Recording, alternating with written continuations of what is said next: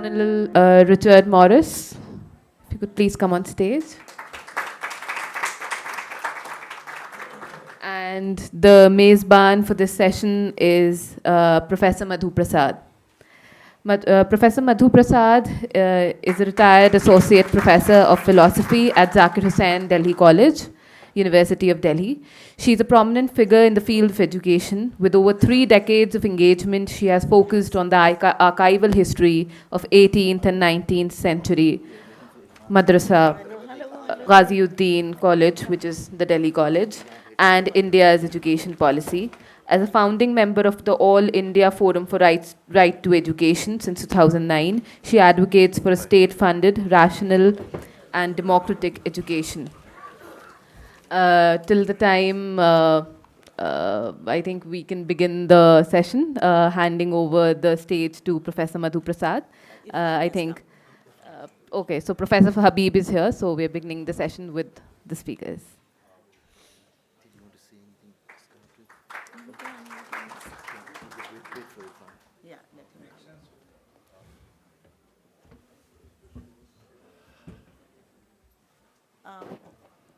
I want to thank the organizers for this wonderful session.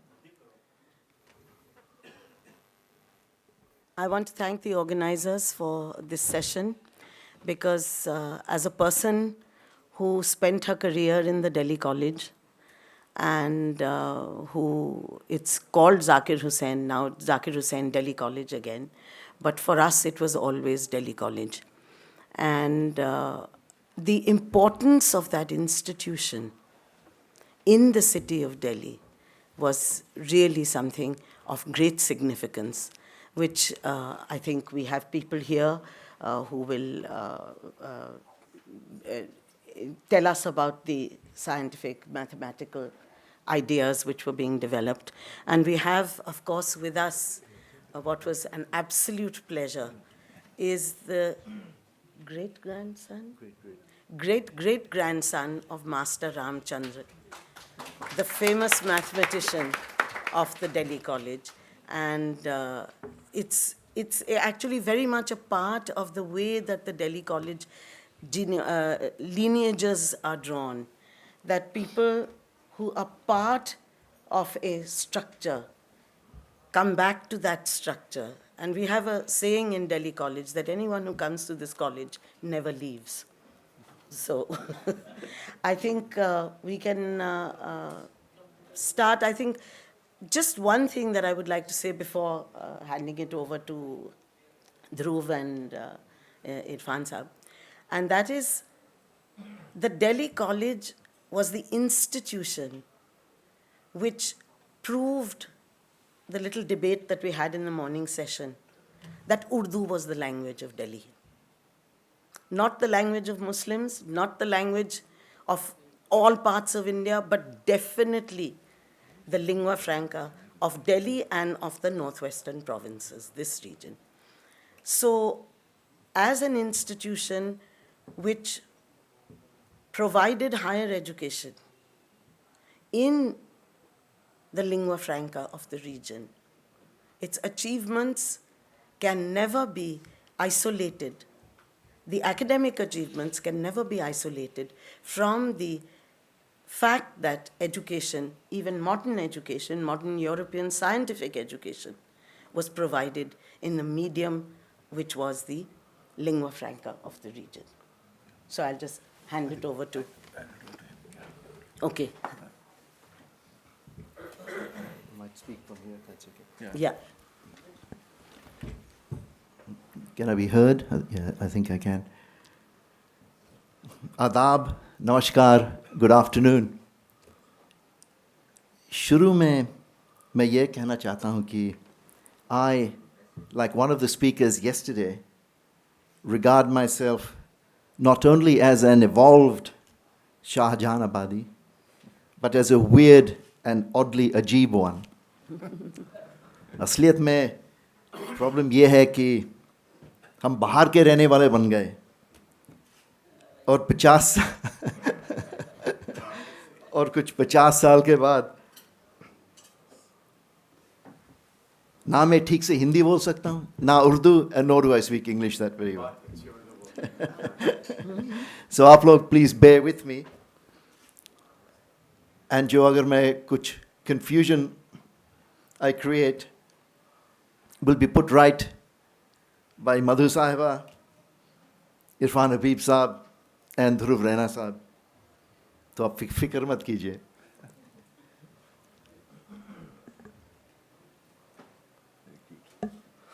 ये मेरे लिए बेहद खुशी का मौका है कि आज मैं इस तकरीब का हिस्सा बन सका. It is a great honor and I'm greatly fortunate to be here.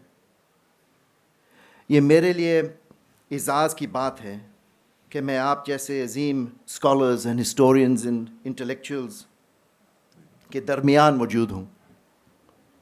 And it is a great honor to be here.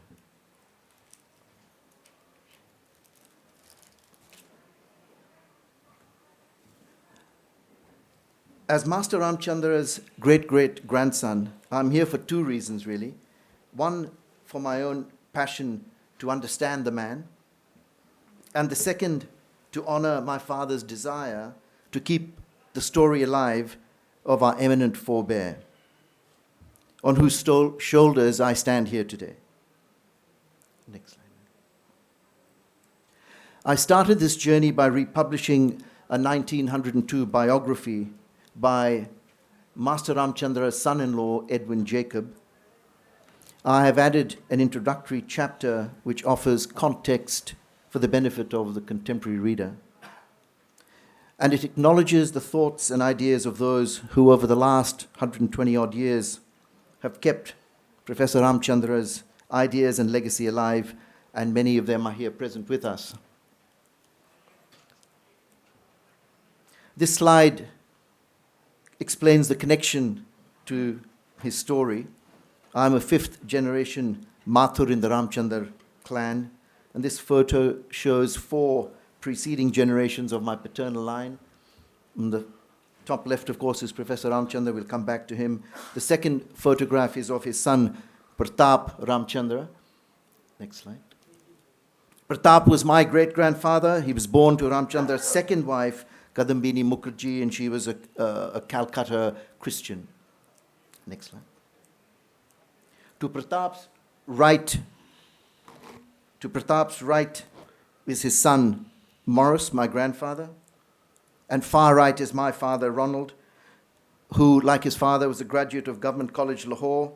He joined the Indian Army, entered the academy in 1946, and was in that unique first graduating class of 1947, जो इसमें he had to make the choice, Indian Army में जाएं या Pakistan के. He was a Delhi Simla family के थे, so they made the choice, obviously, to move to Delhi, and so my father in 1947 joined the Indian Army. My father, Ron Morris, died in 2015, and his wish was to tell the story of our great forebear, and I'm trying to fulfill that wish. Next slide. So who was Professor Ramchandra? He was a self-taught mathematician and science teacher at Delhi College in the 1840s and 1850s. He was a man with a vision for social and political reform, and as a journalist and writer, he used Urdu to promote his reform agenda. He rose to professional heights that were uncommon for Indians to achieve under British rule. And the zenith of his professional career coincided with that of British power in India. And in some sense, I think 1857 marked the decline of both. The first half of his life was in the period of peace in Delhi, when the intellectual things flourished in art and poetry and thinking. And I think it was very well presented yesterday by Mr. William Dalrymple. He talked to that quiet period of peace. And the second half of his life, in the period after 1857, witnessed the tragic destruction of Shahjahanabad, the ferocious retribution of the British, and the collective punishment of his people, and Ramchandra was central in all of that. He barely escaped with his life on the 11th of May, and that's a separate story. Next slide, please. Delhi College, established by the British in 1823 in the ancient Madrasa Ghaziuddin, was the center of Ramchandra's world for 25 years, as a student and then later as a teacher. And in my visit last year with Madhu Sahiba and Dr. Farooqi, I was immediately struck by the names of the former headmasters of the school, now famous in any readings around Ramchandra, Mr. Taylor, Mr. Springer, and Buttress, who were all there in the time of Ramchandra and a great influence on him throughout his life.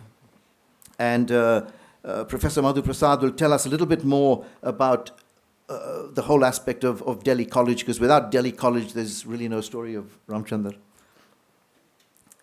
Next slide. As the Delhi College curriculum shows, what Ramchandra called his English education exposed him to the modern advances of Western science and technology, and he upheld science as the sole arbiter over the claims of other knowledge systems. Irfan Habib and Dhruv Raina saw Ramchandra as a proto-positivist, anticipating the French philosopher Auguste Comte. He was exposed to the teachings of the ancient Greek philosophers, to the political thinking of people like Thomas Hobbes, that horrible apologist for absolute authority, John Locke, the father of liberalism, and Francis Bacon, the father of empiricism. He came to learn that all knowledge derived from the basis of inductive reasoning and logic. His English education also exposed him to ideas of Western systems of government and democracy and the separation of power and the social contract, all those better forms of government than that despotic British rule that prevailed. And as a young man, the study of science and philosophy had led him to reject all bookish religions, as he called it, including his own. And there was no mind for superstition or gods or religion, just a mind of scientific fact based on proof. He turned to ideas of Ram Mohan Roy and the Bengal reformers, and to a spiritual form of deism in which empirical reason and observation of the natural world would soothe the rational mind. But later, around the age of about 30, he changed his philosophy of life to embrace Christianity. I'll talk briefly about that a little bit later. He wrote many books and articles on wide-ranging subjects, on science and mathematics, and technology and social reforms, history and politics, and his vision for reform centered on the need for education for the masses, and his writings were motivated by this fundamental objective. Next slide. I'll speak briefly about these three aspects: his achievements as a mathematician, his agenda for reform and the part of Urdu in that reform agenda, and a little bit about his spiritual journey to Christianity. Next slide. It was for his achievements as a mathematician that Ramchandra is perhaps best known, and for which he became internationally recognized. To Maulvi Nazir Ahmad, one of Ramchandra's finest Delhi College pupils, and himself a master of Urdu prose, as you know, Ramchandra was the greatest mathematician in India in his own generation. Next slide. Professor Iyer described Ramchandra as an original and forceful thinker for his virtue of speculation and imagination and conjecture, an instinct which Professor Augustus de Morgan, one of England's greatest mathematicians of the 19th century, regarded as the stuff of nation building. Next slide. Ramchandra published two major works in mathematics in English, a treatise on maxima and minima, solved by algebra, and later a new method of differential calculus. He published the treatise in 1850 at his own expense, and he was deeply disappointed at the very poor reviews that the treatise received in Calcutta at the time. And there was a scathing report in a Calcutta review write-up just about then. But fortunately, the treatise was brought to the attention of Professor de Morgan, at that time Professor of Mathematics, University College London. And if not for his intervention, Ramchandra's treatise may well have been thrown into oblivion. De Morgan, intrigued by Ramchandra and his genius and grasp for algebra, went on a crusade to correct what he saw was an injustice of the Calcutta critics. He went straight to the top of the East India Company, to the Court of Directors in London, to ensure that Ramchandra's work would be recognized and given adequate reward financially for his effort. De Morgan had the treatise republished in 1859 after the horrors of the mutiny time, and he brought it to the notice of scientific men around England and Europe, and he wrote a lengthy 23-page synopsis of Ramchandra's life as an introduction to that edition. Professor De Morgan regarded, as I said, imagination and speculation as a great virtue, a necessary and powerful instinct for the progress of nations, and he wanted to see the rebirth of speculation as an instrument of regeneration and progress for India, so much so that he acknowledged it in the cover of the treatise. And you'll see there some words where he talks about he had a very soft spot for India. He was born here, and there's perhaps a separate story that we can touch on in question time later. Professor Irfan Habib and Raina might wish to talk to that. Through an exchange of letters, these two men never met. They enjoyed a very special and sincere friendship over many years. And in our time, as I've said, there's no more eminent authority on Ramchandra as a mathematician than these two gentlemen sitting here with us. And perhaps in question time we can talk a bit more about that aspect of it. Secondly, I'd just like to briefly talk on three aspects of his contribution to Urdu, motivated by his great desire for reform. And I'll touch on these three things: his demand for education, because as his whole life was his primary function as an educationist; his desire to spread Western science and knowledge to benefit the development of India broadly, and to arouse political and social consciousness. Next slide, thanks. Professor Ramchandra believed that only through education and knowledge could India emerge from the darkness of subjugation and slavery, and only enlightenment through knowledge and the study of history of free nations could people understand the true meaning of good government. And the diffusion of knowledge through Urdu would be key, because he held that firm pedagogical view that learning was best achieved through one's own language. There was a political dimension to this. Habib and Raina Saab both note that he wanted to transcend the inadequacy of the political situation at the time through his commitment to the spread of education in the vernacular. And in pursuit of this objective, he advocated for Urdu to be written simply and with clarity, and his style was deliberately conversational, straightforward, and unpretentious. For Ramchandra, promoting the spread of Western science and technology was another key objective as a means to invigorate his own culture. Gunpowder, the compass, the printing press had made Europe great and powerful, and Western knowledge, he believed, could do the same for India. And in this sense, he anticipates Professor Irfan Habib, who, writing about the benefits of cultural cross-fertilization and diffusion of technologies from foreign invasions and the like, had said, India would not have become a nation if modern ideas had not arrived, and it is vain to argue that modern India could develop in isolation from its formative influences. He went on to say, it is often felt that to recognize Western influence is humiliating for our national psyche, but this is a mere ostrich-like closing of one's eyes. I think Ramchandra had these same sorts of views almost 100 years earlier. In an article on patriotism, Hubb al-Watani, Ramchandra sought to arouse and stir passion for patriotism and love of one's country. Indians, he wrote frustratedly, lacked patriotism because they were deeply divided as nations by caste and religion, and that they cared little for each other. And using the legend of Sparta, he said that the people of India should be ashamed compared to the Spartans, and we all know, and he went on to write about how if a Spartan went to war, the only way he came back was dead on the shield that he bore with him, and the mothers and daughters, cheered in joy that their sons died as great heroes and great warriors.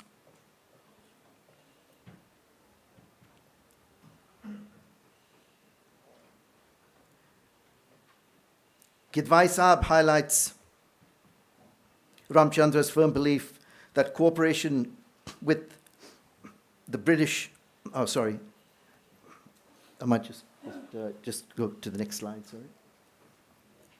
Professor Sadiq Rahman Kidwai points to Ramchandra's strategic vision and foresight for the ways he sought to arouse political consciousness, and he wanted people to critically analyze the political and social and economic forces shaping society and to understand their own role and status in shaping it. And that led to the point I just made, so just stay on that slide for now.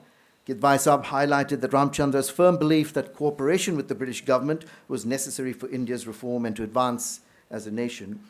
And therefore, I think Ramchandra saw no contradiction between cooperation on the one hand and stirring patriotism on the other. India could not emerge from the shadow of orthodoxy and conservatism without Britain's help.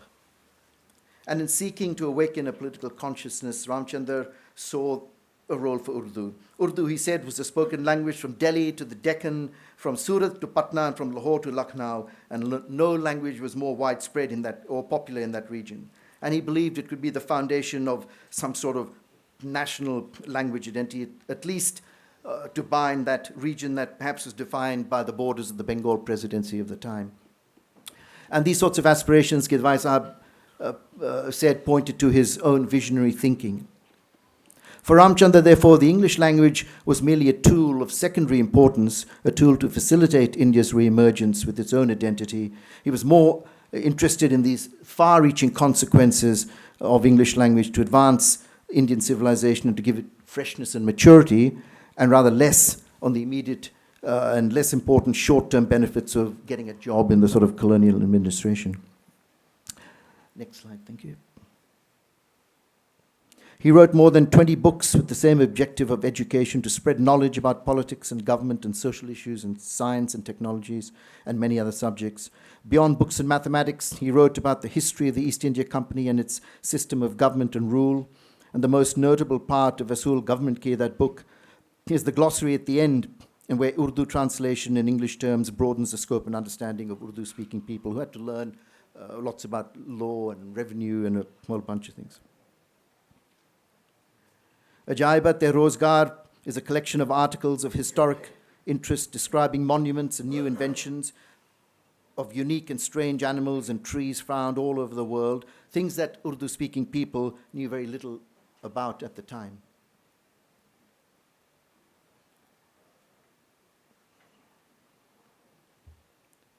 Tazkirat-e-Kamilin is a book of 97 articles, of which 88 are biological sketches of eminent persons from all over the world.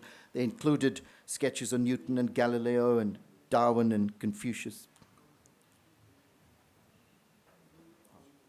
Thank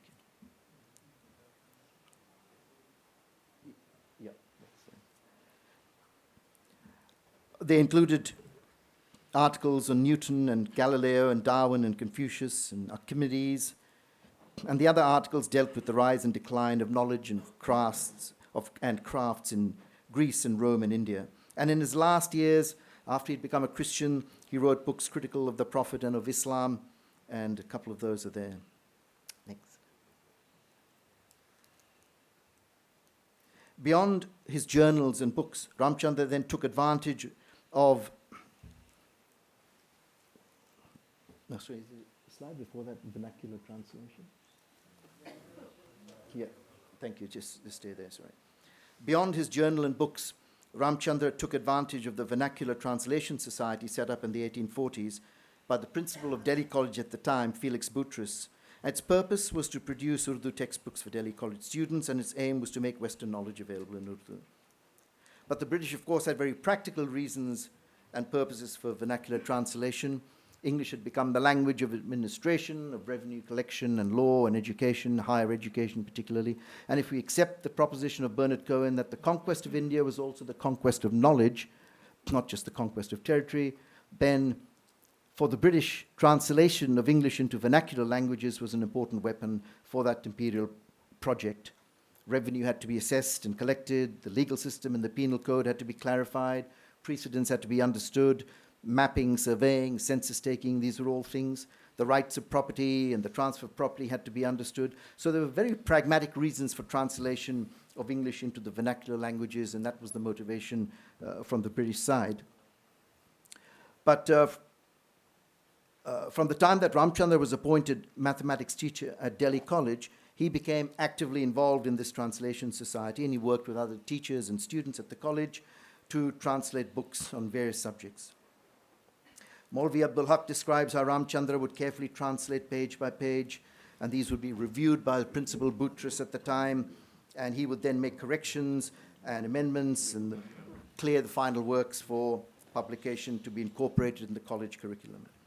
Ramchandra's own motivation, of course, was that this diffusion of Western science and knowledge should invigorate his own culture in line with his reform ideas.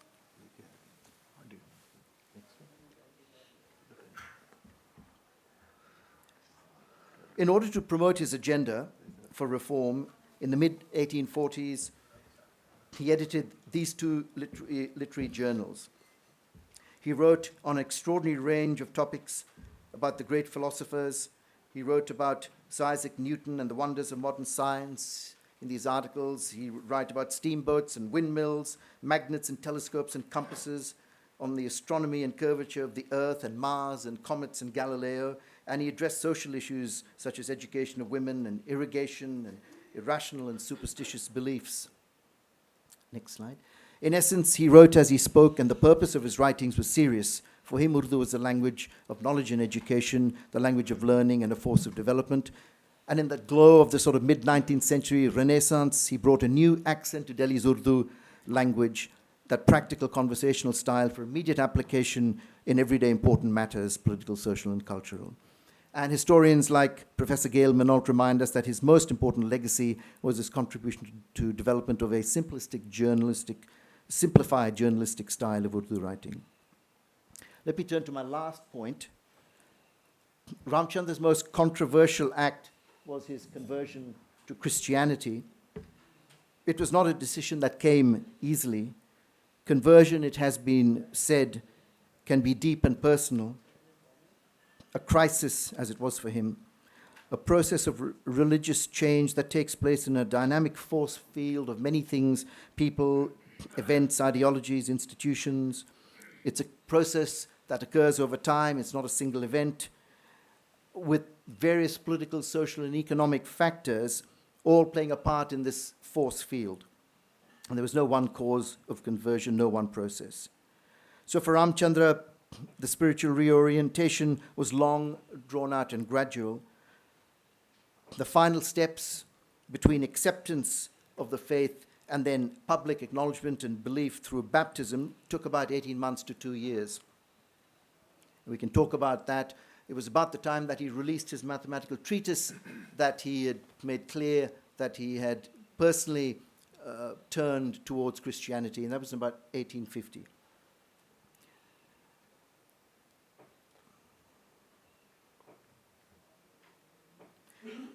He thought much and deeply about the consequences, and it came at the height of the missionary and evangelical movement in the 1840s and 50s, when British power was at its zenith, centered in Agra and Delhi, amid the controversy that raged between the ulama and Christian missionaries.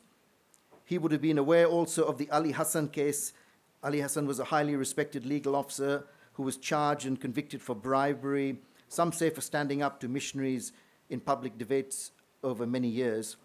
On appeal, his conviction was quashed, but having spent some months in jail, reputational damage meant his career was over. Ramchandra would have been aware of this, because this man's arguments with one of the Christian missionaries I'll talk about briefly on the next slide, went on for years, and the missionary movement was very upset by the victory that Ali Hassan had.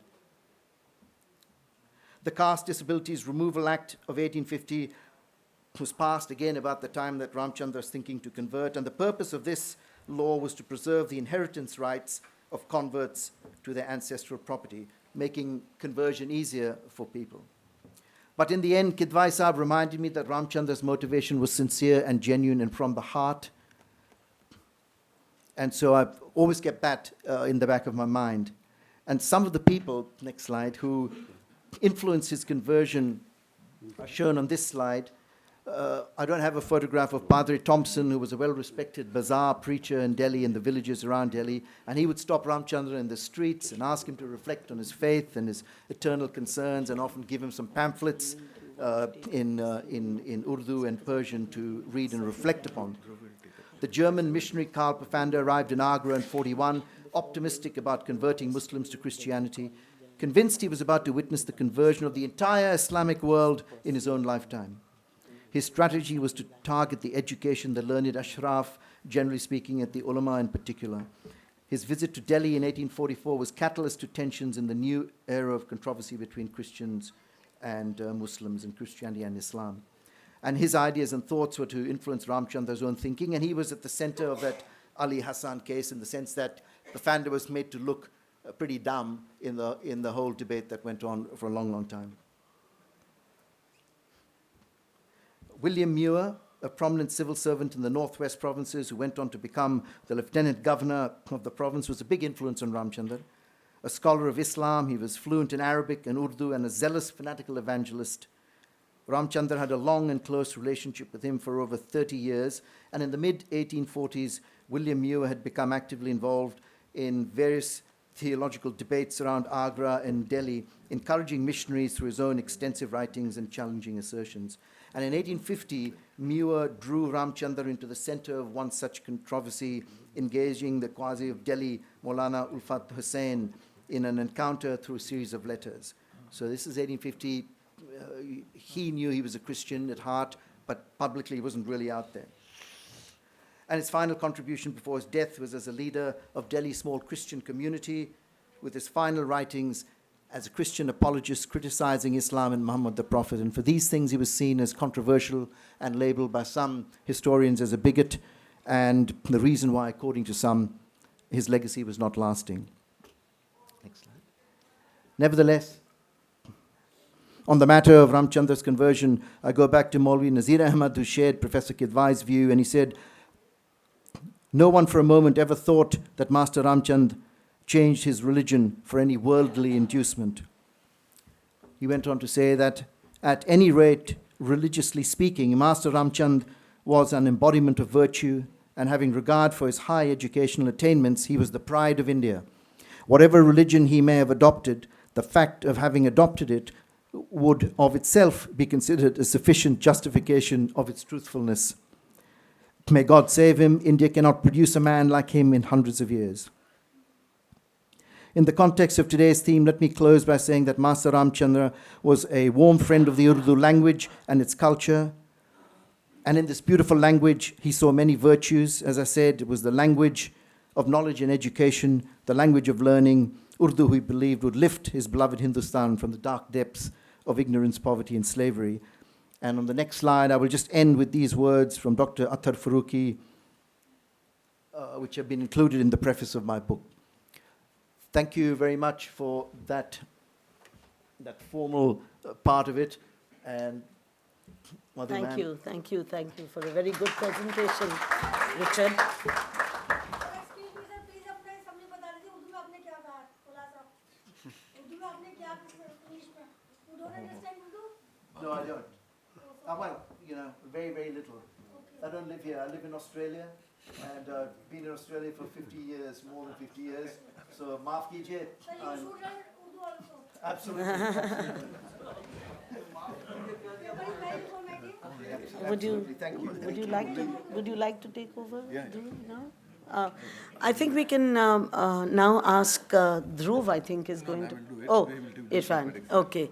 Irfan says he will do it to deal with the whole question of Master Ramchandra's mathematical prowess.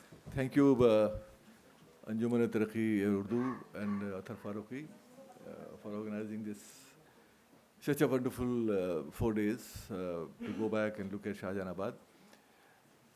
For me, for both of us actually, it's a moment to go back to things which we did in 80s. And since then we have moved very far away.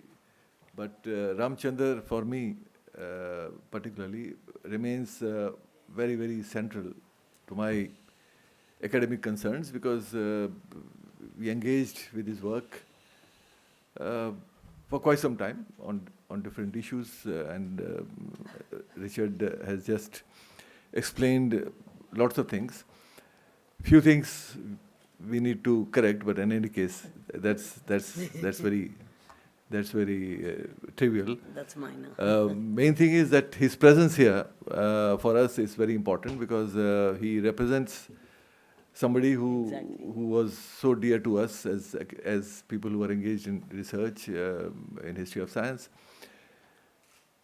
For me, when I began doing this work, my engagements began with writings, communicating modern science through Urdu.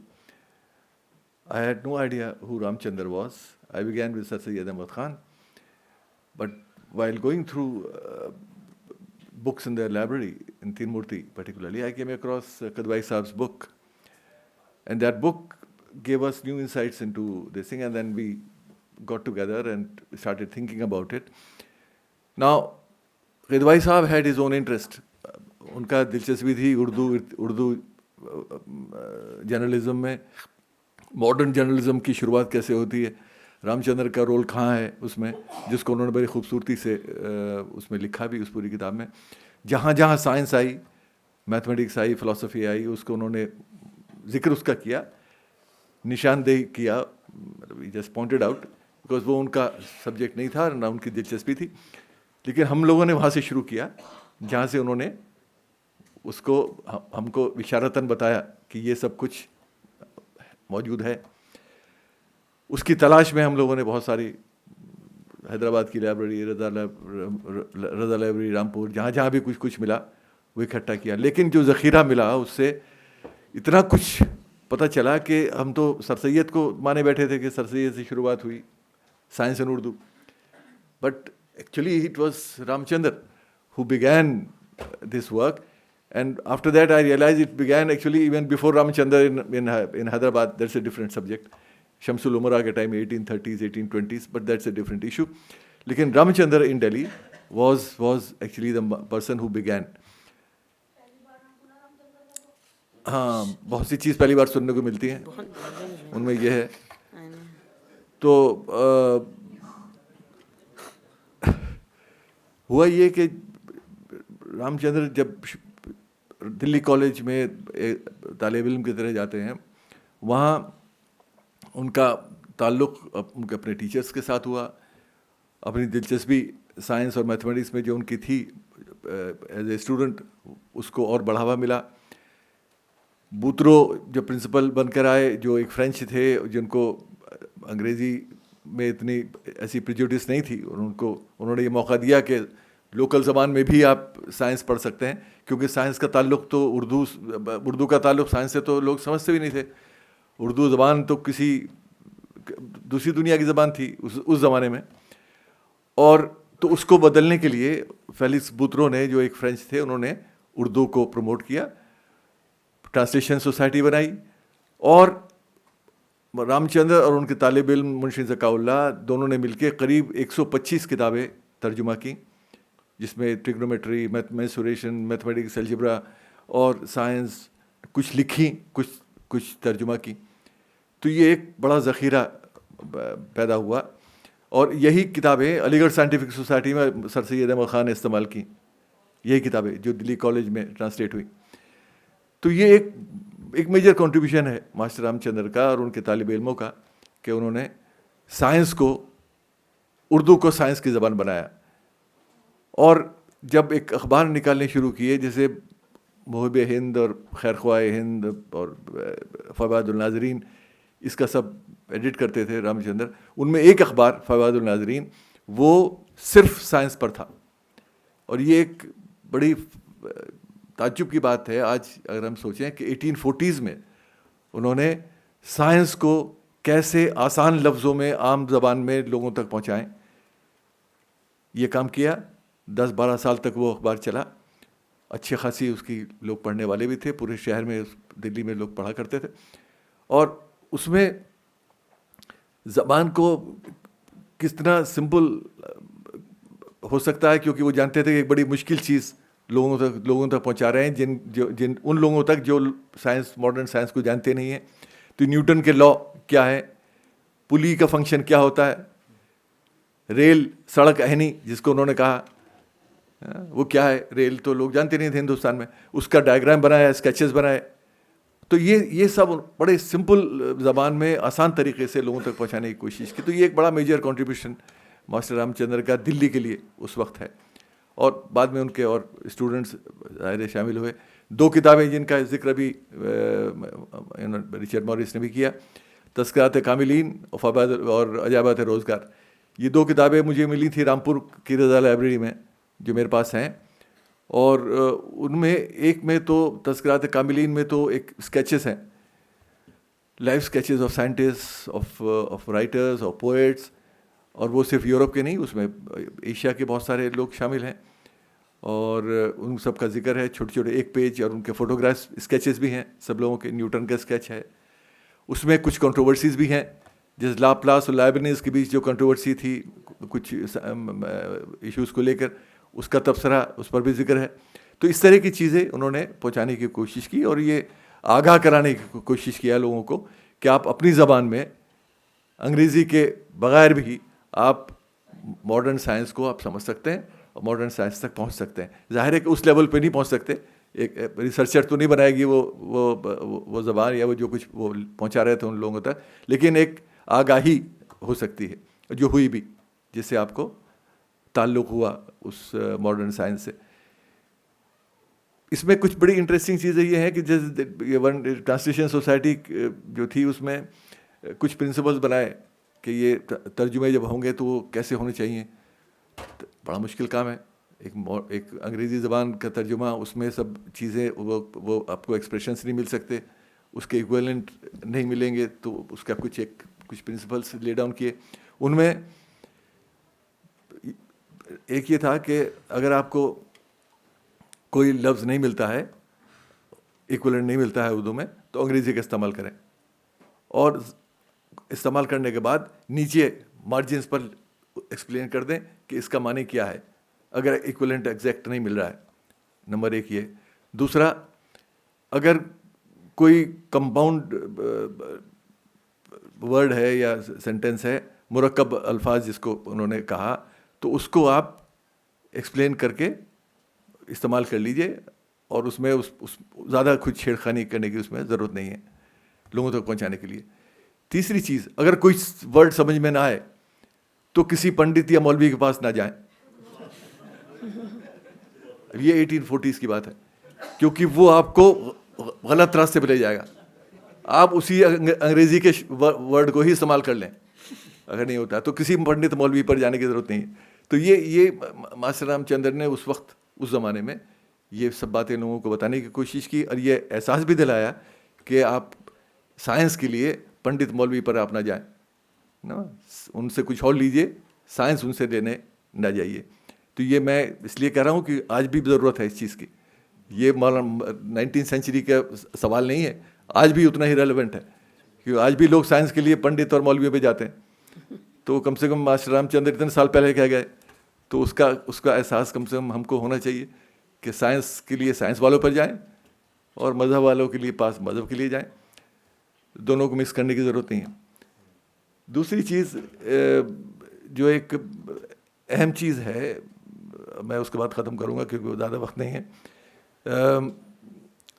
ترجمے کے سلسلے میں انہوں نے ایک بار ایک Delhi society ایک بنی تھی 1860s میں, اور اس دہلی سوسائٹی کے بہت سارے جو دلی کے اس وقت کے بڑے شاعر اور انٹلیکچوئلس تھے, غالب سے لے کے اور ماسٹر رام چندر اور بہت سارے لوگ, منشی پیار لال شعب اس کے سیکرٹری تھے, اور بہت سارے لوگ تھے, سر سید احمد خان بھی اس کے ممبر تھے.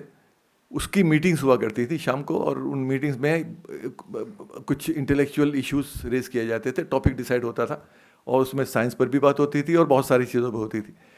اسی ایک میٹنگ میں, کسی ڈسکشن میں, ایک پادری تھے فادر اسمتھ, ان سے کچھ بحث ہوئی, اور انہوں نے کہا کہ صاحب یہ ترجمہ کیا چیز ہوتی ہے, ترجمے سے کوئی نالج بڑھتی ہے؟ تو رام چندر تو بہت تکلیف ہوئی کہ صاحب نہیں, یہ کیا بات ہوئی. پھر انہوں نے اس پر کہا کہ آپ کو یہ معلوم ہے کہ پوری دنیا میں جو علم پھیلا ہے وہ ترجموں سے پھیلا ہے. اسلام میں جو سائنس آئی وہ گریک ٹیکسٹ کو ٹرانسلیٹ کر کے عربی میں, جو ہمارا بغداد میں جو بیت الحکمہ ہے اس میں سب کچھ ہوا, 3 صدی تک یہ چلا سلسلہ. اور اس کے بعد جب یورپ نے سائنس حاصل کرنے کی کوشش کی عرب ورلڈ سے, تو اس کو لیٹن میں ٹرانسلیٹ کیا. تو ترجمے کے بعد ترجمہ, تو ترجمے کا تو بڑا رول ہے, تو آپ اس کو ڈسمس نہیں کر سکتے. تو باوجود क्रिश्चियनिटी एक्सेप्ट करने के उन्होंने इन उसूलों को नहीं छोड़ा. क्रिश्चियन बनने का मतलब ये नहीं था कि वो अपना जो वजूद है, अपना जो माशरा है, अपनी जो ज़बान है, उससे कोई फासला कर लें. He decided to conform to the values, to the importance of language, of culture, and everything of which he was part of. और एक कदवाई साहब ने अपनी किताब में एक जिक्र भी किया है, इसी चीज़ का रिफ्लेक्ट करता है कि जब मास्टर रामचंद्र का एक सड़क पर चलते दिल्ली में जो अंग्रेज़ सिपाही होते थे तो वो जिस तरह से बिहेव करते थे हिंदुस्तानियों के साथ, तो वो मास्टर रामचंद्र के साथ भी उसी तरह का बदतमीजी का एक मुजाहरा किया किसी सिपाही ने, अंग्रेज़ सिपाही ने. तो मौलाना वही मास्टर रामचंद्र ने कहा कि भाई ये क्या तरीका है, ये कोई इंसानियत है ना. And he called his behavior as unchristian behavior. So he assumed that Christianity has certain values. The reason why he accepted Christianity, according to his version of that Christianity, and he found that behavior very unchristian. So which means that he knew that he is an Indian, and nobody has a right to be racist because my color of my skin is black. So you can't just shout me down. तो ये एक master Ramchandra का अपना एक तरीका था और उसी ज़िंदगी को उन्होंने ज़ाहिर गुजारा और उसी तरह से अपना ज़रा काम, अपना इंटेलेक्चुअल जो कंट्रीब्यूशन है वो उस पर्सपेक्टिव में बाद में जो तब्दीली उनकी ज़िंदगी में आई उसके बारे में रिचर्ड मॉरिस ने टच भी किया. और मैं इसके बाद जो मैथमेटिक्स का हिस्सा है वो मधु नहीं, मैं कहेंगे कि वो ध्रुव से कहें. बिल्कुल.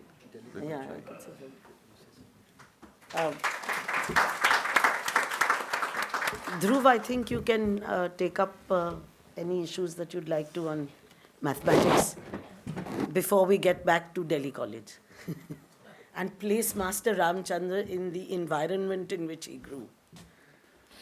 I think Richard and Irfan have said much about Ramachandra's life. I got interested in him.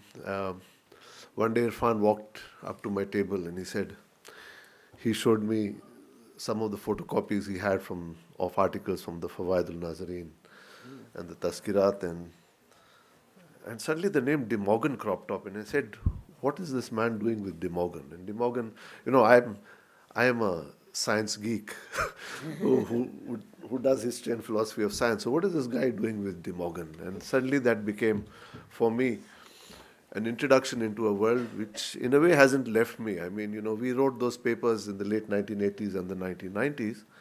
And even now, in some of the papers I've written more recently on the transcultural history of mathematics, Ramachandra comes back again and again. But I think a view has changed. The view that has changed is that Ramchandra in one way was not exceptional. He was representative of what was happening in many parts of India at the same time. The translation activity in mathematics, particularly in 4 languages, Marathi, Tamil, Urdu and Bengali. And over here, a great deal of what I would today like to call transcultural engagement with different knowledge forms took place, and an engagement which was very deep and very profound. And translation we should not see as a literal activity, but as a creative activity, as Irfan rightly pointed out in its own right. A translation is a transgression. So, from the 1820s, vernacular translation societies came up in many parts of India, and Ramchandra, as a science teacher, as a maths teacher, was concerned with the problem, how do I teach modern calculus to Indian students? He was absolutely familiar with the importance of the Bija Ganita in teaching mathematics in traditional Indian school curricula. He knew the work, the Khulasat al-Hisab, inside out. And using these 2 sources, and there was a tendency, this is from the past, this has nothing to do with contemporary mathematics, and Ramchandra took a totally different view. He said, I will use this as resources and improvise in order to teach modern calculus. And that comes out in his first book on mathematics, the Sariyul Fahim. It's not meant as a contribution to mathematics. It's meant as a contribution to mathematics teaching. How do I teach Indians to solve problems in calculus? So, I mean, simple problems on maximum and minimum. And then, as again Irfan pointed out, Boutros, but also a very important figure at the time who was also associated with the observatory in Lucknow was Alois Sprenger. Sprenger is very, very important. And they think that, oh, you know, this book is in Urdu, but maybe it should be read by other people. And so he comes out with a translation. And I think it is through Sprenger that the book reaches De Morgan. And De Morgan at that time in England, and this story is a truly transcultural story. I mean, we think these worlds of knowledge are separate. What draws us to the history of science? Through Drinkwater Bethune. Through Bethune, sorry, okay. So we think that these worlds of knowledge are separate, but actually the world of knowledge is deeply connected. We can't separate them out very easily. And so De Morgan was then involved in the Clarendon Commission, which was about the reform of mathematics education in England. And suddenly he says a book written in India can also be used to teach school children in England. And for us at that moment, Irfan and I, post-colonial studies of science was on the rise. And we saw this as an instance of the Empire Strikes Back. All right? We were used to certain kind of diffusionism, that everything comes from the West and it circulates into the colonies. And here was a moment when there were things going the other way around. We saw it as that kind of moment at the time. But partially due to the mutiny, the book was not received very well. It didn't really go down into schools either in the Hindustani and Urdu-speaking region or other parts of the country. It was an important book. It was discovered much later in 2000s. But the book didn't go down, but it was a fairly important book. And I'll come to that part of the story in a few minutes. And then later on, he went on to write another book called A Specimen of a New Method. And over here, he was basically going back to the work of somebody whom he respected very deeply, which was Isaac Newton. And Isaac Newton had a different way of doing calculus, and he also had some theories which didn't go anywhere in the 19th century, and Ramchandra saw himself as pushing forward the boundaries of Newton's theory. But that branch of mathematics had already reached a dead end. So we don't know, I mean, we still have to write about it. So we are coming back after 40 years to the second book on mathematics. But it is an interesting, in mathematics, ideas don't die, I mean, they go onto a shelf and they come back at some other time and you don't know when. That happens in mathematics very often. But he also did something else.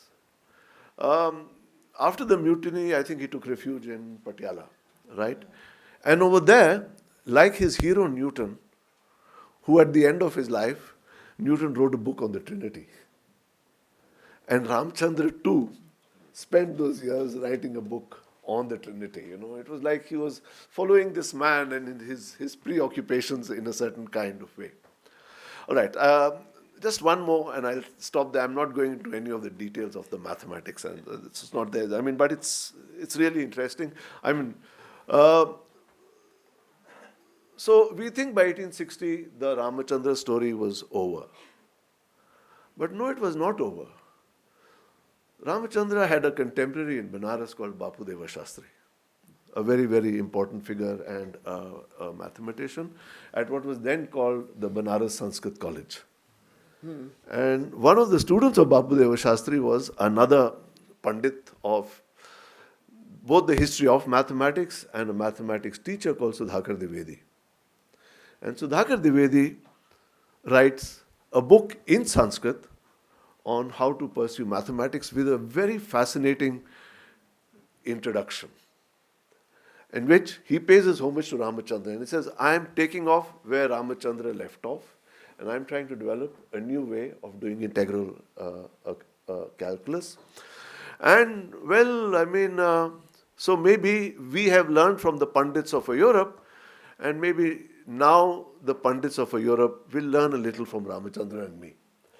right? So, it's a truly fascinating account. And so in the 19th century, I mean, contrary, to a certain view of the Macaulay Minute that, after 1835, I mean, the conversation which went on between traditional knowledge systems died out. That didn't die out. In the domain of mathematics, with people like Sudhakar Dwivedi, Bapudeva Shastri, Ramchandra, who comes up again and again and again, and a number of people from Maharashtra and Bengal, we see that the conversation between traditional mathematics, ways of doing mathematics in the subcontinent, and mathematics as it came to Europe, went on. And it is through this process that mathematics is naturalized in India, modern mathematics is naturalized. Just one last point I'd like to make, reaffirming something Irfan said. One of the reasons I also got interested in Ramchandra was a stray remark in an important history of Urdu literature I had read by Muhammad Sadiq. Yeah. And Muhammad Sadiq points out there that perhaps Ramchandra must be considered as one of the inaugurators of science journalism in Urdu in India. So he's one of the first popularizers, amongst the first popularizers, or the early popularizers of science in India. And he certainly has the spirit of the popularizers of the first part of the 19th century, with all their faults, but also all their utopian vision. Thank you very much. Thank you. Thank you so much, Dhruv and Irfan, for having put the mathematical ideas and practice of Master Ramchandra in the context of the spread of science and the desire to learn modern science and to acquire modern science. But I just wanted to point out one thing, just to emphasize one point, that this was very much a task that not just Master Ramchandra, but a number of his colleagues in the Delhi College were doing the same thing. There's Maulvi Zakaullah, there's Maulvi Nazir Ahmad, just to mention two. They were also looking at how education in the vernacular, in the spoken language of the young people and of the city in which they were living, how this became a very significant part of the education process itself. As far as all these people were concerned, they, apart from their different disciplines, historians, literators, mathematicians, scientists, non-scientists, arts, etc., they all saw themselves as educators first and foremost. This was the most important thing. And this distinguished Delhi and Delhi College from every other educational institution that the British started in India. Because Delhi was the one place where the British took a long time to become comfortable with Delhi. We were talking in the morning about the sovereignty and the legitimacy of the Mughal emperor, irrespective of the fact that he was a pensioner of the East India Company. People derived legitimacy from him. The culture of the court was still a very dynamic and powerful factor. And this was something where the British were very nervous to enter into education in this area. Delhi was said to have rivaled Baghdad in the gathering of intellectuals, etc., over the past 150 years. And this was something which made Thomason, who became Lieutenant Governor of the Northwest Provinces, made it very clear that if we can't make this Delhi College function as they want it to function, then we will not be able to convince the people of Delhi that we are worthy of changing their education and of introducing new elements into their education. They were very clear that if education had to grow in this region, and if the British had to establish themselves with some legitimacy in India, then that had to be done in collaboration with the intellectuals of the northwestern provinces. And this was something which is extremely important in understanding the role of this institution and the role of the academicians who grew out of it. Just briefly, if I could ask you to talk about this, Irfan, I know you have done this thing on this, is how did 1857 affect this? It changed the whole dynamic, the whole power dynamic changed. We also talked about the trial of Zafar and how the reason why it was such an obnoxious trial was because it was supposed to end the dynamism and the power of the Mughal court. It was supposed to, that academic dynamism, etc. You see, I did a paper specifically on this 1857 and Delhi College a few years ago, which I think Amar organized a seminar in that university. You see, when we talk of 1857, in the context of Delhi College, 1857 was a very unfortunate incident happening, upsurge, because Delhi College represented a certain, there was, because of these conversions of Master Ramchandra and a few others, there was a rumor that in the city, that Delhi College represents something which the British represent. You know? Like this is a power, this is a place where most of the British can produce students who represent them and their ideas and their values and their education. So when the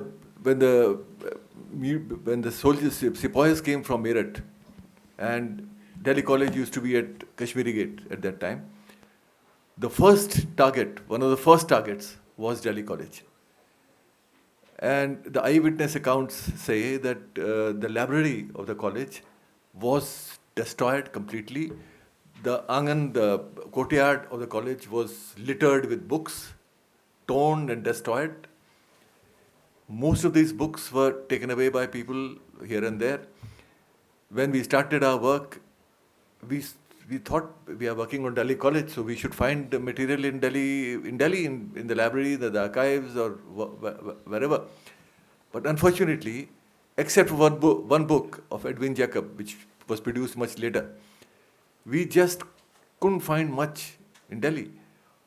What we found was in Hyderabad, because people took all that destroyed material which was taken away by nobles and other people who were interested in Urdu or material or whatever, who were interested in academics. They just took them to Hyderabad, took them to Rampur, Radha Library. So all this material was scattered all around. Nothing in Delhi. Delhi College itself have nothing from that period at all. So this de-link with its own history was so unfortunate because of 1857 that destroyed, that upsurge destroyed, because the sepoys had no idea what they are doing. They just did it because it was done as part of that feeling that they have to fight against the British, and whatever comes in the way need to be. Taylor, the principal, was killed. Ramchandra was saved by his two Jat servants who took him out and through the fields took him to Meerut, and then finally they landed in Roorkee cantonment and handed him over to the British officials over there. And that's how he was. And on the way also, he had to stay in some villages. And those villages, the pradhan of those villages, the important people, they came to know that somebody is hiding in the village. The sepoys actually were hunting for him. Finally, nobody informed them, so he could be saved. And finally reached Roorkee safely and stayed there for 2-3 years, till 1862-63. Finally, he came back to Delhi. And there also he started teaching in a school, and that's what he did even there as a teacher. So the whole role of Delhi College is not just because if you look at Delhi College before it was destroyed, we know the name of Nazir Ahmad, as Madhu just pointed out. Nazir Ahmad came from Bijnor. He comes to Delhi, and in his writings, you find that he says that I'm so lucky that I landed up in Delhi College. Otherwise, I fear I would have actually ended up in a madrasa and totally blind to the new world and to the new knowledge which was coming up. So here in Delhi College, I was exposed to the new ideas, new knowledge, new inventions, new writings through my teachers, and Ramchandra was obviously his favorite teacher. Similarly, Zakaullah, he is elated. Like C.F. Andrews did a beautiful book on Munshi Zakaullah, the first book which he published in 1927, I think, talks about him, Zakaullah's like happiness when he used to go back to his house, and he used to say that the whole city is so full of enthusiasm that so much new is being taught, and so much new is beginning in Delhi College, and so the young in the city are elated. So these were the feelings of people towards Delhi College. There was an Oriental department where there were great scholars like Sadhuddin Azurda and others, and we are not talking about them because for us Ramchandra belonged to a modern Ramchandra, teaching. by the way, always taught in the Oriental section. Oriental section. He never taught in the English Institute. And Oriental section because he was teaching in Urdu, and so he always kept himself away from the English this thing. No, and the English section, this is necessary to just balance it. The English section never acquired the same level of academic proficiency as the Oriental section did, which inspections of 1853 and 1854 showed that the students, and in particular, there is Dr. Muat, who's in fact in charge of the, was secretary of the General of Public Instruction. He points out that he is in fact shocked at the degree of intellectual prowess in science in the Oriental section of the Delhi College. Yeah. The English Institute was never reached that caliber. Yeah, so that's why we don't talk about it. That's why we don't hear about it. Yeah. And we don't even know who used to teach, who are the teachers there. We know the teachers only in the Oriental department, but it is there where most of the activity was. New things were happening. So that way Delhi College, it had a very short life. 1825 it became a college, and then by 1857 it was all gone. But I think, we must not forget one thing about Delhi College. As you said, Nazir Ahmad said, I would end up in a madrasa. But it's interesting, he did end up in a madrasa. The Delhi College traces its history to the Madrasa Ghaziuddin. And that is a living history in the college. In 1935, the Students' Union in their magazine talks about their relationship to Ghaziuddin Khan and to the Madrasa of Ghaziuddin, and their intellect, their curriculum, their teaching curriculum was very close to the madrasa curriculum. No, I'm just fine. pointing out. You see, madrasa is not what we regard it as today now. Madrasas were institutes of higher learning. We are talking about the period when Aurangzeb is sitting on the throne of. So it's a different. You see, 19th century. We are talking 19th century. 19th century madrasas were different. We are not talking The about madrasas college of is the old. started by the British in 1857, engrafted on. It is engrafted on the Madrasa Ghaziuddin. It's engrafted on the Madrasa Ghaziuddin. This is very much British policy. That is the history of Delhi College. If you Yeah, trace of the history of course, Delhi yeah. College, so nobody can deny that. No. Because there was a special number which Delhi College brought out, Fanus-e-Adab, and I have used that in our work, and we have written about it. That talked about the history of Delhi College. My point was, where I agree with Nazir Ahmad, because Nazir Ahmad is not talking about madrasa which was founded in the late 18th century. Yeah. Because the face of Delhi College is not the same. It has changed. From 1825, lots of things changed. People like Ramchandra come in into Delhi College, first as a student, later as a teacher, makes a new beginning, and new subjects are brought in. This whole project of translation begins. Principals like Butro and Taylor come in, Sprenger comes in. So these are people who change Taylor the was face a of Delhi College. Yeah. It's hardly a madrasa for them. No, it's doing something else. No, it's evolved. It's evolving. So That's the whole So point. it was a very dynamic... Evolving Shahjahanabad.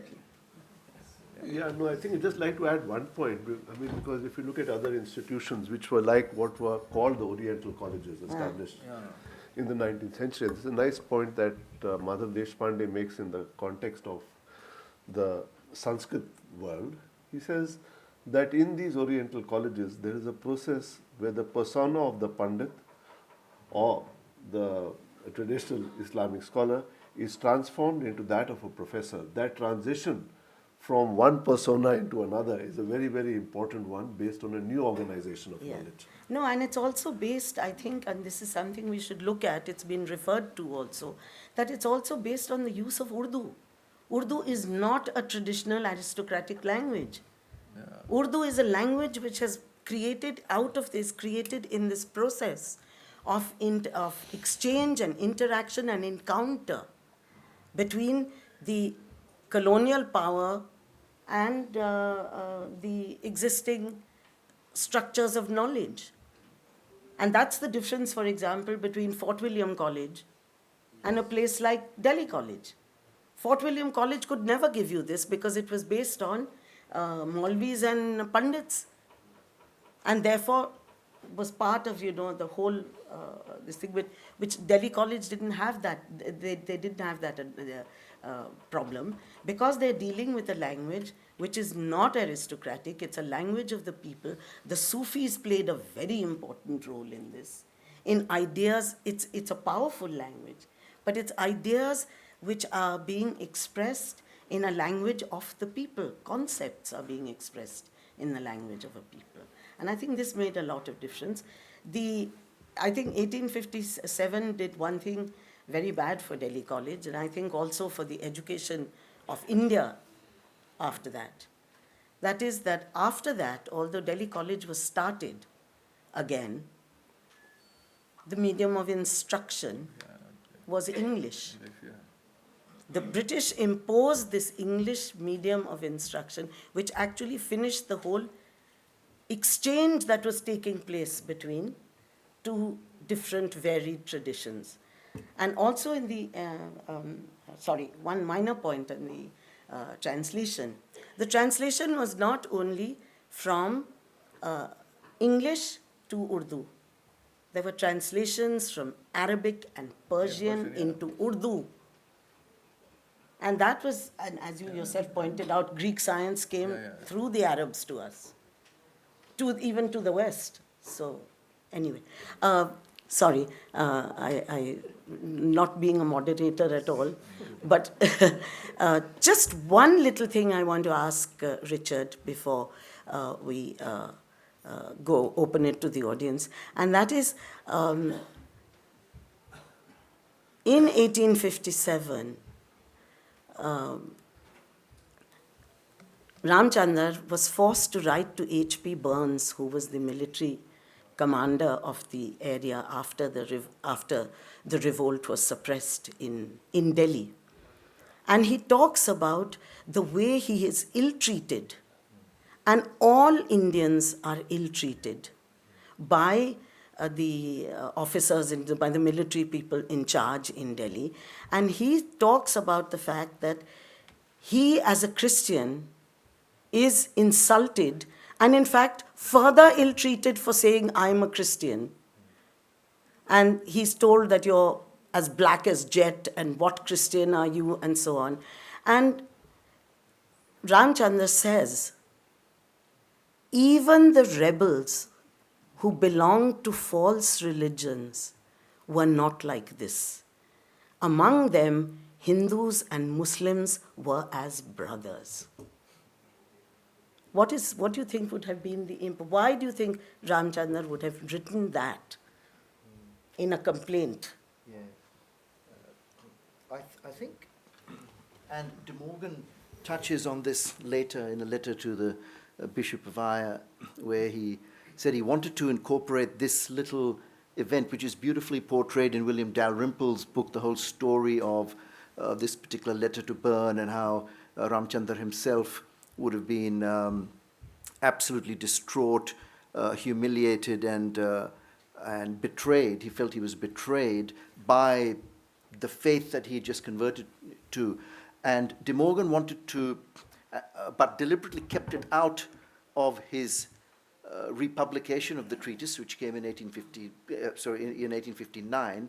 But he wrote a letter, I have a copy of it, in which he makes mention that this was a sensitive issue, which at the time Ramchandra explained to him in their personal communique. And that's why De Morgan didn't include it in the book for fears and concerns about this whole chakkar about conversion and all that being linked to other than any genuine notion and idea. And we touched on that. How did his story get to De Morgan via Springer, who took Ramchandra's story to Bethune, who was a law counselor in Calcutta, etc. But I think to try and answer your question briefly, he was greatly disappointed, and I wonder if he didn't question his own judgment at this time, matlab kya kiya maine 5 saal pehle and all that stuff.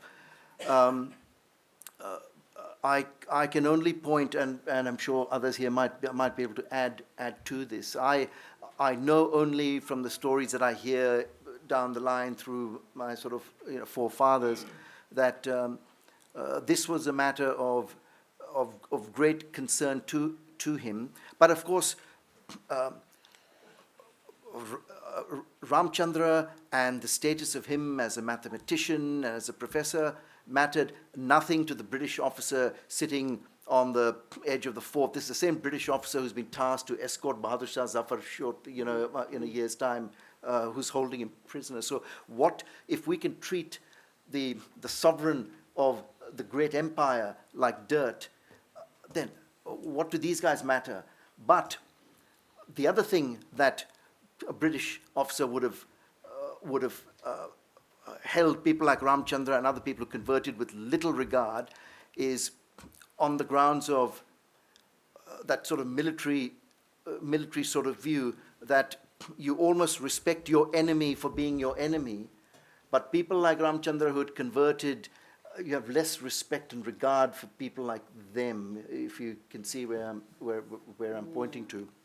So there was this general view in that period from September 1857 onwards, where it did not matter what type of Indian you were all bastards and traitors, and he was tarred with that same brush.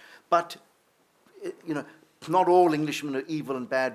These aren't black and white, binary, simple things, because amongst them were extraordinary people who, look at Charlie Andrews and all that, who my grandfather knew very, very well.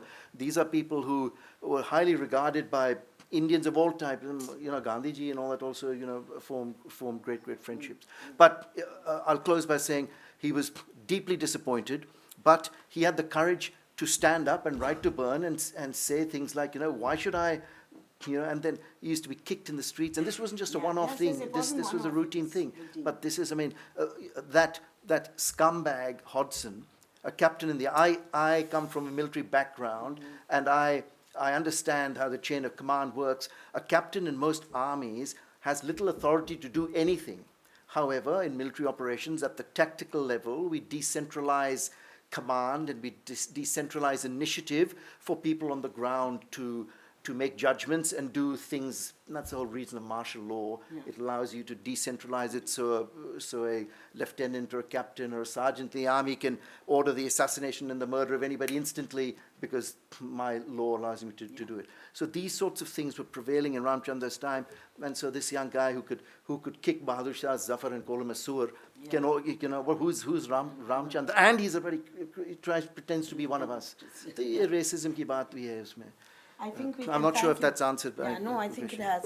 But I think at one level also Ramchandra realizes that perhaps racism is deeper than religion. Absolutely. And what is interesting is that if I could now, if there are any questions,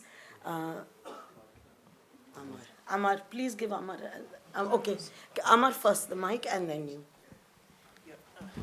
No, this is just a comment in the context of Nazir Ahmed and the madrasa, and that the madrasa could still play a useful role. We know that when Nazir Ahmed came to Delhi, he was put in a mosque where sort of the Maulvi taught him. And it is only as an accident, by accident, that he landed up in Delhi College when Azurda and the principal were conducting kind of entrance exam, and he was asked, what is it that you study? And he named these two texts, Persian and Arabic, and they were pulled out, and he sort of replied to all those the questions that were there. The point I'm trying to make is the Maulvi had obviously done his job well. Yes. So the madrasa could still play a useful role alongside an institution like Delhi College. I think there's a gentleman. اچھا میرا ایک سوال ہے. اطہر فاروقی نام ہے میرا. سوال میرا یہ ہے کہ یہ جو اسٹوری ہے ماسٹر رام چندر کی اور جو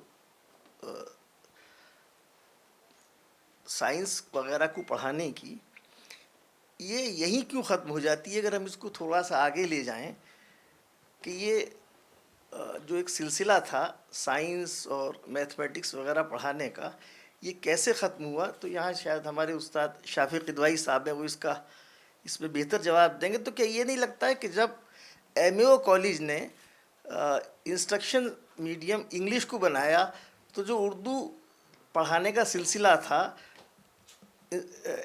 ذریعہ تعلیم کے طور پہ ایز اے انسٹرکشن میڈیم کے طور پہ وہ ختم ہو گیا, تو جو اردو کی ہائر اسٹڈیز کا زوال تھا سائنس اور دوسرے علوم میں وہ ایم اے او کالج سے شروع ہوا.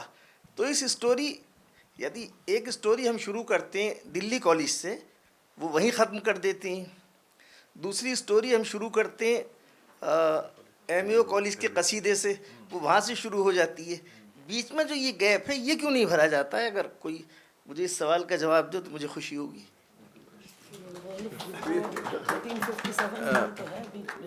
کہ بیچ میں گیپ نہیں ہے. ایک تو بیچ میں سب سے پہلے تو 1857 ہے جس نے سارا کچھ ہمارا بدلا, ساری سوچ بدلی, ساری پالیسیز بدلی, سارے پاور ریلیشنز بدلے. تو یہ اب مطلب 10-12 سال کا وقفہ ہے, اس میں بہت زیادہ نہیں ہے. تو ہسٹری میں تو 10-12 سال 15 سال تو کچھ ہوتے نہیں. تو اس میں تو یہ سوچنے میں ہی وقت لگ گیا لوگوں کو کریں کیا اور کہاں سے ادارے پیدا کریں, کہاں سے شروعات کی جائے. تو اس لیے اس میں کوئی یہ بہت بڑا مسئلہ نہیں ہے کہ یہ بیچ میں کیا ہو رہا تھا. بات یہ ہے کہ عرفان صاحب میں ایک منٹ آپ کو ٹوک رہا ہوں, میں کسی بحث میں نہیں جانا چاہ رہا. میرا کہنا صرف یہ ہے کہ 1918 میں عثمانیہ یونیورسٹی بنتی ہے. ایک سیکنڈ میں وہیں آ رہا تھا, جہاں اردو میڈیم ہے. تو اگر ایم اے او کالج میں بھی اردو میڈیم ہوتا تو جو سلسلہ شروع ہوا تھا وہ 1857 یا جس وجہ سے بھی وہ رک گیا تھا, وہ جب پاور چینج ہوتی ہے تو ایک تھوڑا سا فیز آتا ہے.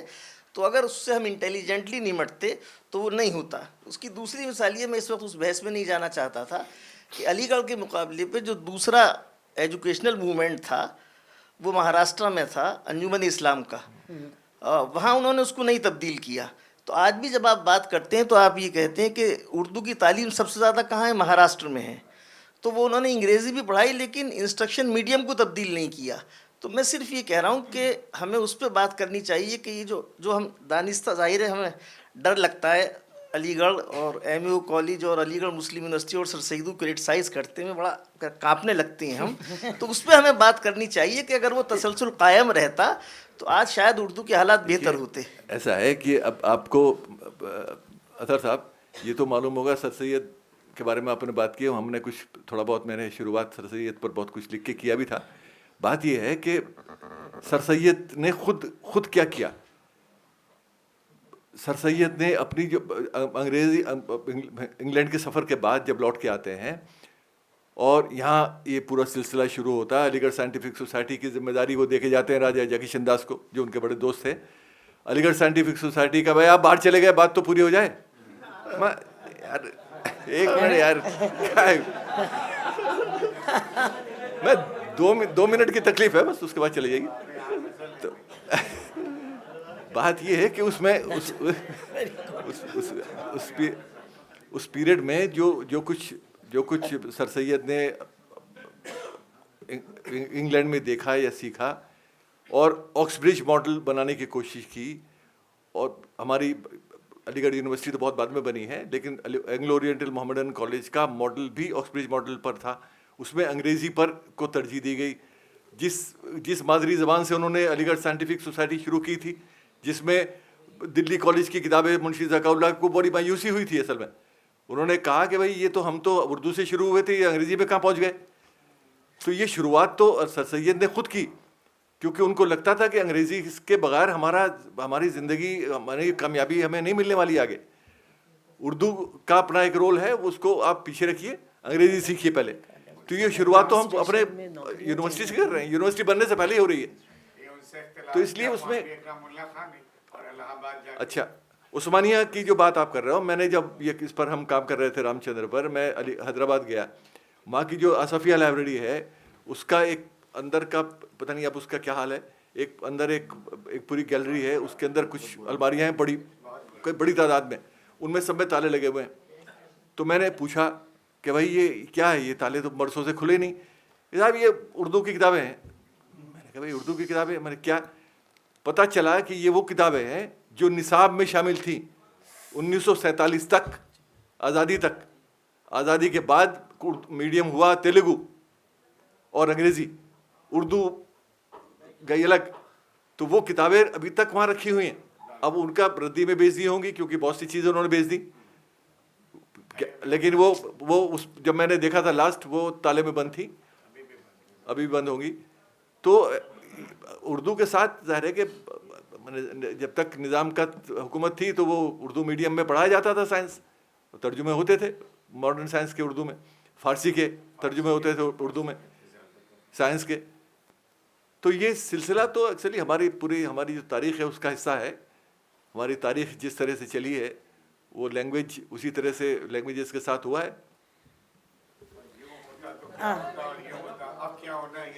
Yes, sir. After that. Mr. Richard, the way work of Professor Ramchandra, can you make it digital or AI work so that it can outreach to the rest of the world? His book is coming. No, I'm talking the work of Ramchandra. Oh, the work of Ramchandra. In fact, last year, Akhtar Saab ke saath main baat kar raha tha, and his point is we need to look at combination of translating his works and digitizing them. I think the Rekta pe there's some of his works, and some books and articles. Bilkul, I think the works that will be published now will be published on sort of Amazon. Right at the back. Yeah. Hello, میرا نام وجیہ ہے. اطہر صاحب ہمارے دوست ہیں, ان کو علی گڑھ سے بہت شکایت ہے, وہ رہے گی, دیٹس اینڈ لیس, ہم اس پہ نہیں جاتے ہیں. رام چندر کی بات کرتے ہیں. مجھے لگتا ہے کہ کوئی رام چندر کا یہ میسج جو ہے ہمارے پرائم منسٹر کو پہنچا دیتا ہے کہ سائنٹیفک معاملے میں آپ پنڈت سے مت مشورہ کیا کیجیے. تو ہم لوگ بہت سارے جو سائنس وہ لاتے ہیں, گٹر گیس اور پتہ نہیں وہ پلاسٹک سرجری انسنٹ انڈیا, اس سے بچ جائیں گے. خیر یہ تو مذاق کی بات تھی.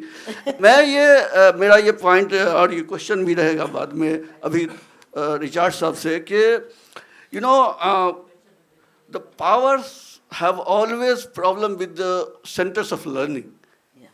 This is not new. Absolutely true. If the Britishers had problem with the Delhi college and they crushed it, same time, I mean almost the same thing. No, we cannot say on the same extent, but here we have the powers that we who have problem with the institution like JNU. So that will go on happening ever. Now my question to you is that which are the teachers and the influences and the forces which influenced Ramchandran to have such type of scientific outlook, and that's to mathematics, which has been the weakest link for my life. I fear mathematics the most. So who are his teachers, the forces which taught him? Thank you. I might start that question. I might leave it to yourselves. And I don't know if Professor Raina Gupta is here, but in her book, Delhi Between Two Empires, there's... Yeah. Oh, sorry. I think we've touched on the names of some of the prominent people who were the teachers and headmasters in the school who changed the curriculum at the Delhi College to include, I showed you that one slide, and which lists all the types of subjects of Western philosophy and science and mathematics that had come into Delhi College. But Buttress, Springer, Taylor, these were the sorts of people who were doing this. But at the strategic level, these are decisions made by the Calcutta British government as to what is to be taught and why it's to be taught. And that's the point I was trying to make. Strategically, the education policy is not determined by Ramchandra sitting at the tactical level and teaching. It's determined by the masters who have identified the purpose for what Delhi College exists. And Delhi College was, I know people will contradict me, but in my view, Delhi College, its curriculum, the purpose of the translation, as it was across the nation, was designed at the strategic level. And that's why they produced these sorts of guys. This is what people like Macaulay wanted, to train babus like Ramchandra, so we could have clerks and people who understood the law, understood how to rob this country of its revenue and how to measure every square inch of land so they can double rob it. Yeah. This is why places like Delhi College had to be converted. Now, of course, the guys who had to do all the work at the tactical level couldn't speak English. So you needed a Babu Ramchandra who you trusted. And if Christian ban gaya, to shayad thoda aur bhi trust hai usme. You trusted him to convert the English into a vernacular language, but then we need to translate it into Urdu and every other language that was needed, so that the guys who can't speak it, who have to go out there working as tehsildars and naib tehsildars and the servants of those guys, would then know how to measure and do things. I'll leave that for much more eminent people than me to speak about these things. I think...